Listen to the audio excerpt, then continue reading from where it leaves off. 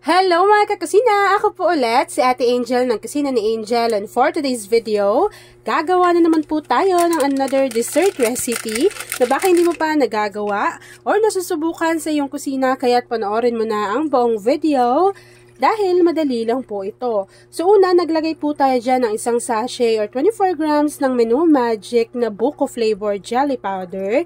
Bago, nilalagyan ko lang po ito ng 3 cups of water. Kung meron po kayong 3 cups ng buko juice or yung sabaw ng buko, pwede na po na iyon yung gamitin ninyo. After adding ng ating jelly powder, pati ng ating water, hahaluin lang po muna natin ito ng maigi hanggang sa makita po natin na natunaw na yung ating jelly powder. Take note po na hindi pa nakabukas yung apoy sa ating kalan. Kapag napansin nyo na po na natunaw na yung ating jelly powder, pwede na natin buksan yung apoy sa ating kalan over medium to low heat. So, ganun lang po yung apoy natin para maiwasan po na mabigla yung pagkaluto sa ating jelly powder. So, habang hinahalo ko yan mga kakusina at hinihintay po na kumulo yung ating buko jelly mixture, please don't forget to like and follow yung ating Facebook page, Kusina ni Angel. Kung meron din po kayong Instagram, paki-follow na rin po ako doon, Kusina ni Angel.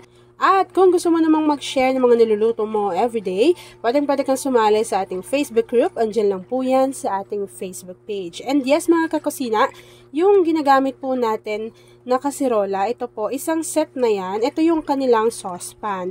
Ilalagay ko po dyan sa ating basket kung saan ko to nabili. So, pwede nyo i-check yung basket natin kung gusto nyo rin makabili ng ganito kagandang cookware set. So, ito pong ating gas light. Yung ginagamit natin na lutuan. Ay, matagal ko nang ginagamit yan. 'Di ba? Parang kulay red pa ata yung ginagamit ko before. Nagkaroon ng yellow. Ito naman yung white. So, ilalagay ko rin yan dyan kung saan nabili yan ni Ate Angel. Alam nyo ba na yung gagawin nating dessert ay meron siyang mangga o yung manggang dilaw? Sobrang mura po ng kilo ngayon nun. Kaya naman, sulitin nyo na yan. Ngayon nyo na gawin to. Kaysa kapag nagmahal pa yung manggang dilaw. Kapag kumulo na po yung ating mixture, i-transfer lang natin to dito sa aking lagayan.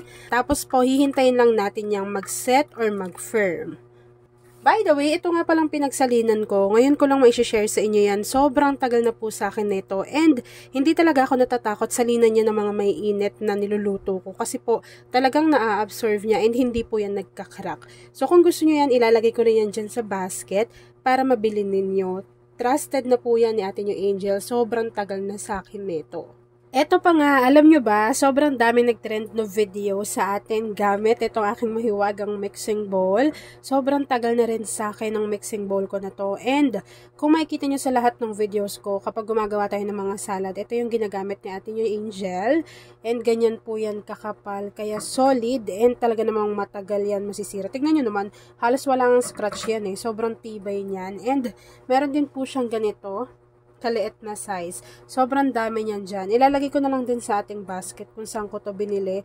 Talaga pong matagal ko na yung ginagamit. And, totoo po na matibay yung kanilang product. Dito sa ating mixing bowl, ito na po yung naluto natin at nag-firm na buko jelly. So, ilagay lang natin to dito lahat. After adding ng ating buko jelly, maglalagay lang po tayo dito ng sago na luto na 1 cup. After adding ng ating 1 cup na sago, kakailanganin po natin dito ng hinog na mangga. So, mura na po yung hinog na mangga ngayon. Kaya ilagay nyo na yan dyan at gumawa na kayo ng dessert na ganito habang mura pa yan. And then, maglalagay na rin po tayo dito ng buko. Ito po ay 2 piraso. Nasa sa inyo na kung gusto nyo pang dagdagan. Gusto nyong bawasan. So, pinakayad ko na yan. Tapos, kaya siya nagyayelo, nilagay ko muna siya sa freezer kasi nga, gumawa pa ako ng jelly. So, ilalagay ko to dito lahat since masarap po pagsamahin ang buko, pati yung manggang dilaw. Grabe, ganyan pa lang yung itsura. Katakam-takam na. Kakailanganin na rin po natin dito ng 1 can or 380 grams ng Marie Evaporada. Salin nyo lang yan dito sa ating mixing bowl.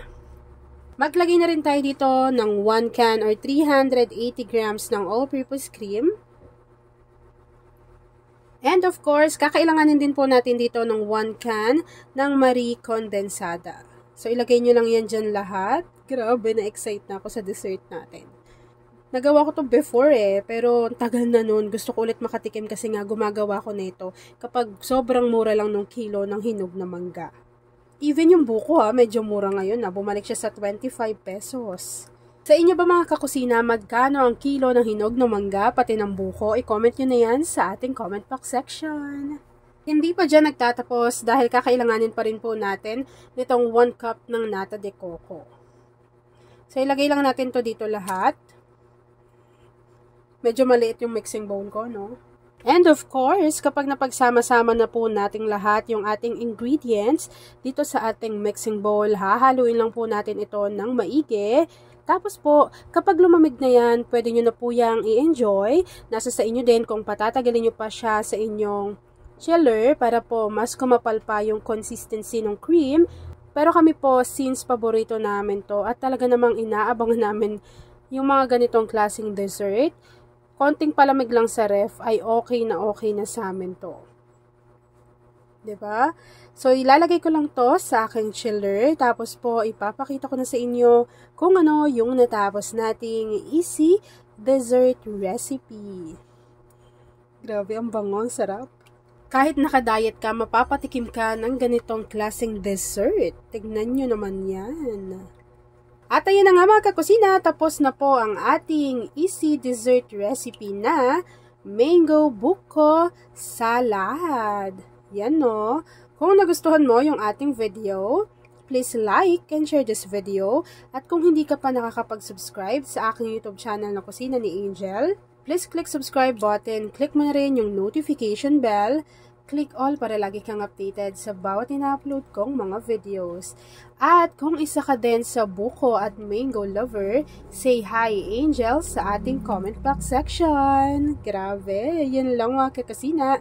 Thanks for watching and enjoy this video. Tignan nyo naman yan nag-uumapaw sa sahog.